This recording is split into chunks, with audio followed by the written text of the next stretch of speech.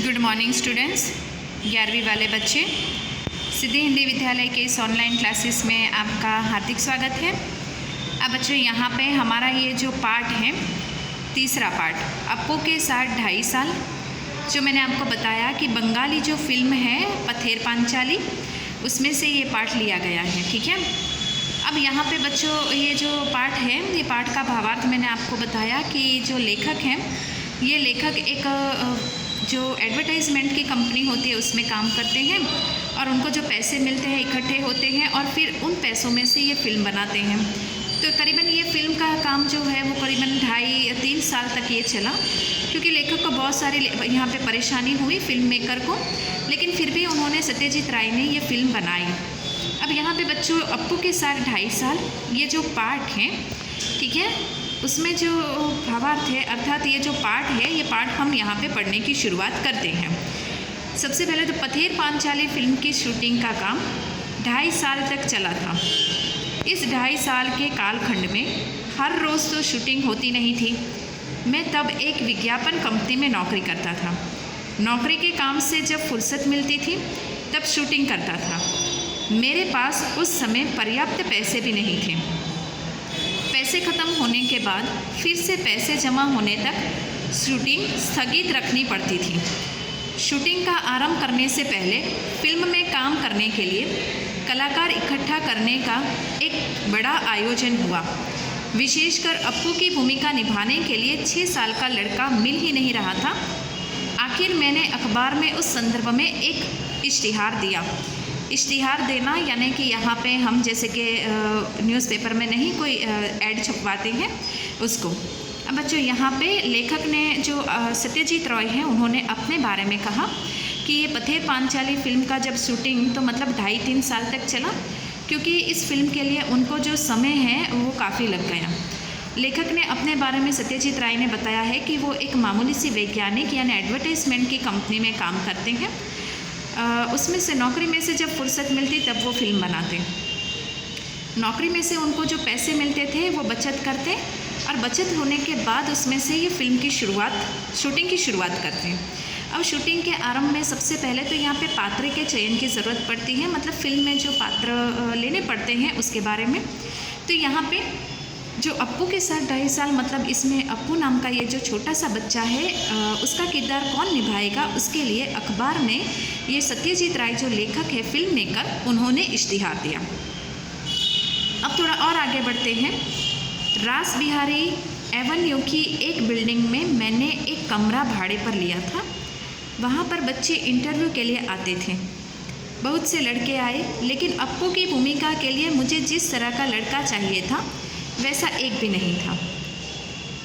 एक दिन एक लड़का आया। उसकी गर्दन पर लगा पाउडर देख मुझे शक हुआ। नाम पूछने से नाजुक आवाज़ में वह बोला, टिया। उसके साथ आए उसके पिताजी से मैंने पूछा, क्या अभी अभी इसके बाल कटवा कर यहाँ ले आए हैं? वे सज्जन पकड़े गए। सच छिप नहीं सका, बोले, असल में यह मेरी बेटी है। अप्पू की भूमिका मिलने की आशा से इसके बाल कटवाकर आपके यहाँ ले आया। तो बच्चों यहाँ पे ये जो पार्ट है हमारा अप्पू के साथ 2.5 साल, तो यहाँ पे ये फिल्म बनानी है, इसके लिए यहाँ पे अप्पू नाम का एक छोटा सा पात्र चाहिए। अब अप्पू का पात्र रोल निभाने वाला जो छोटा सा बच्चा है, उसकी शुरुआत लेखक ने कर दी अखबार में इश्तिहार देकर। तो ये रास बिहारी एवेन्यू एक बिल्डिंग है, उसमें उन्होंने भाड़े पर एक कमरा लिया, जिसमें उन्होंने एडवर्टाइजमेंट के हिसाब से तरह तरह के मतलब लोग जो हैं वहाँ पे आने लगे अपने बच्चों को लेकर। तो उसमें यहाँ पे बहुत ढूंढा, अप्पू की भूमिका निभाने वाला एक भी लड़का नहीं मिला।